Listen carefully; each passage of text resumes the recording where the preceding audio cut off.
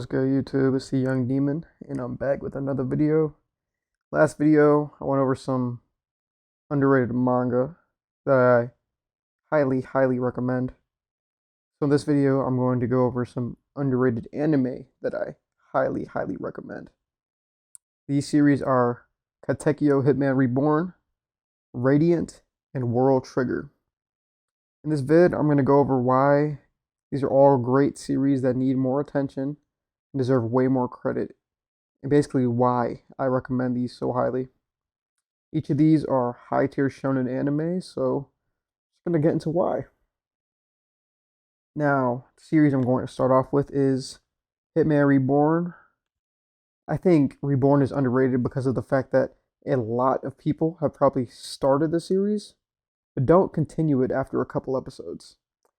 In my opinion, this is because it was originally a gag manga. Around 25 episodes or 60 chapters in, it changed into a battle shonen.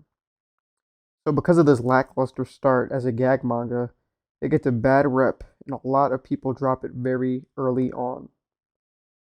Hitman Reborn is the story of Tsunayoshi Sawada, or Suna, the next leader of mafia gang, the Vongola. The Vongola head and his guardians are all equipped with rings that give them great power. And thus, with great power comes those who want to take that power.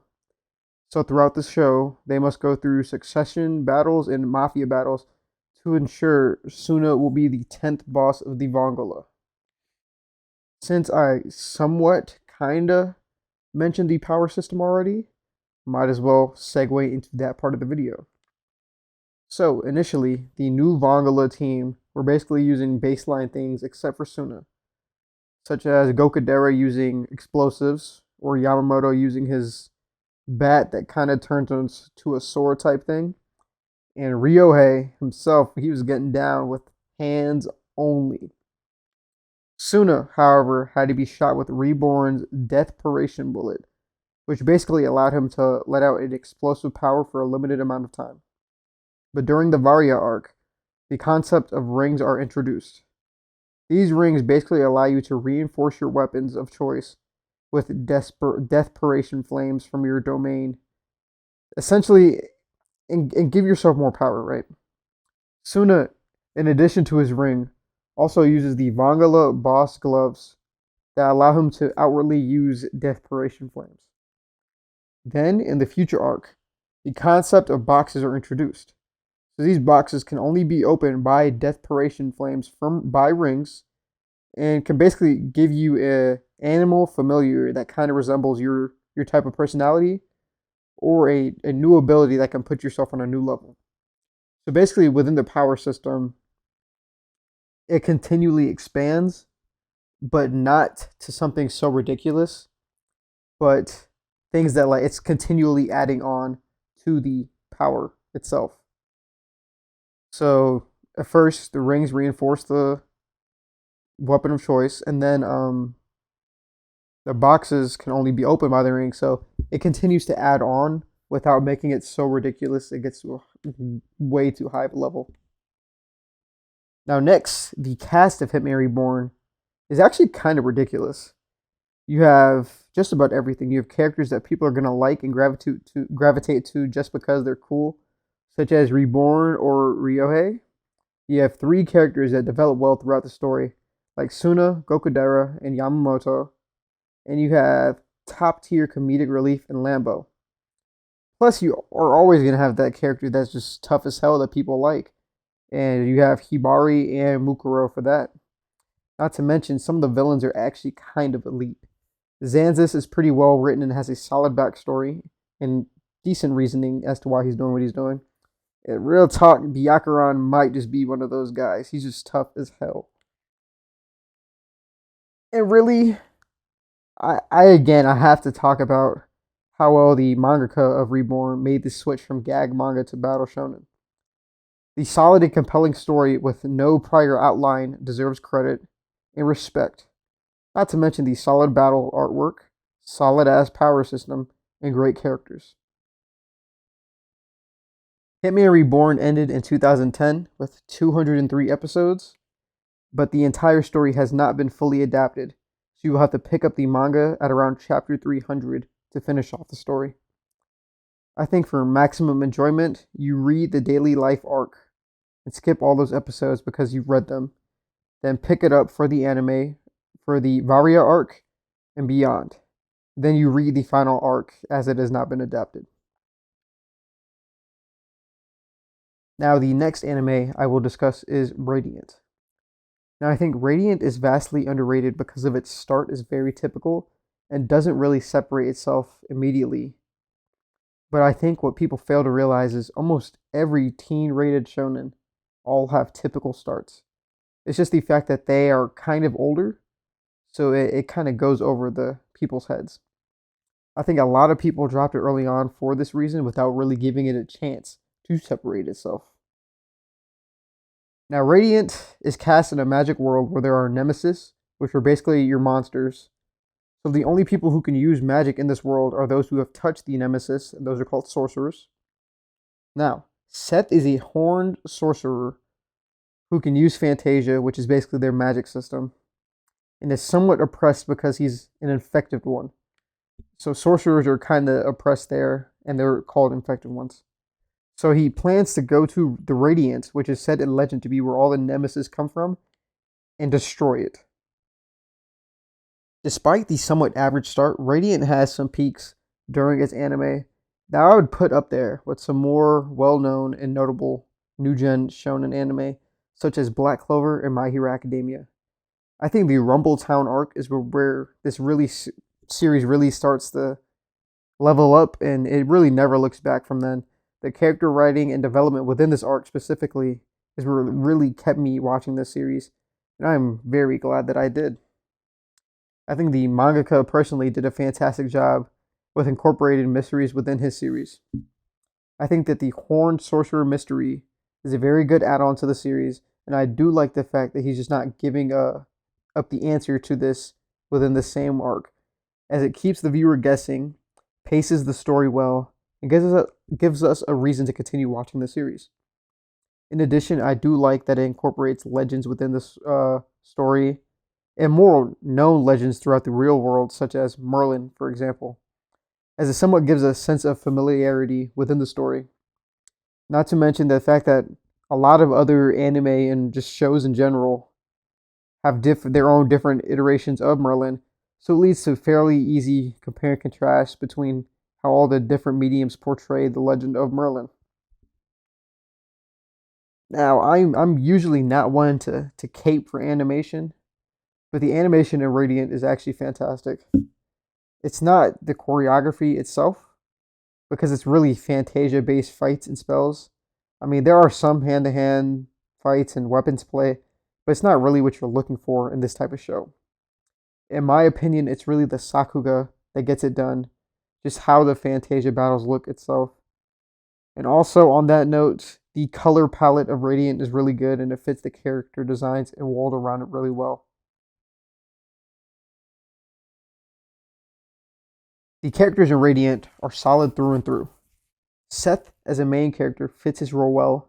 He is developing well, and does from season 1 to season 2.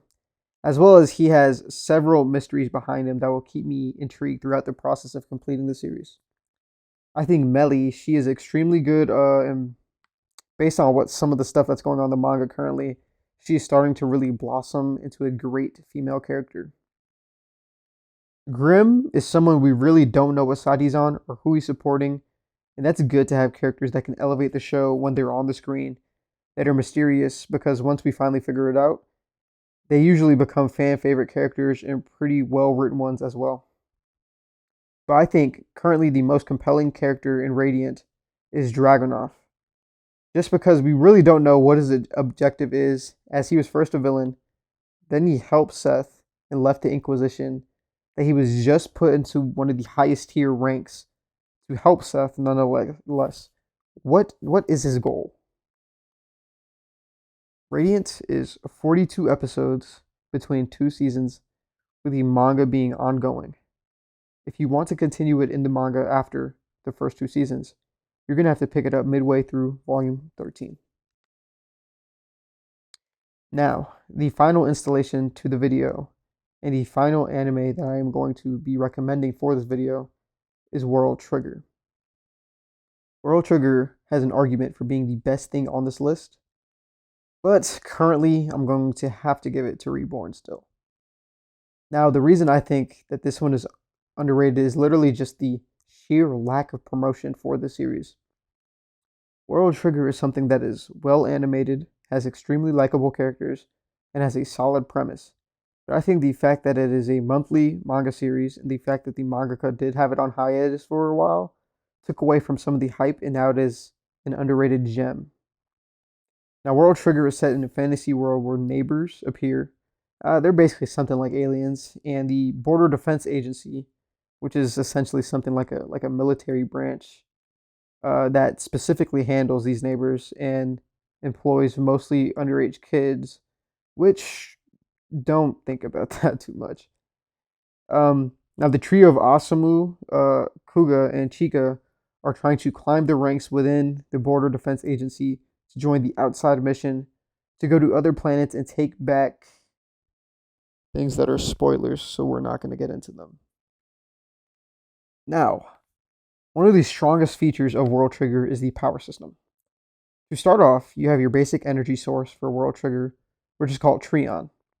All humans have Treon, but the amounts vary per the person, and that amount cannot be changed. You are born with the same amount of Treon you will die with. Now, Treon powers triggers. Triggers are what are used to manipulate the Treon. Now, there are two types of triggers. The normal triggers that the everyday border agent has, then black triggers.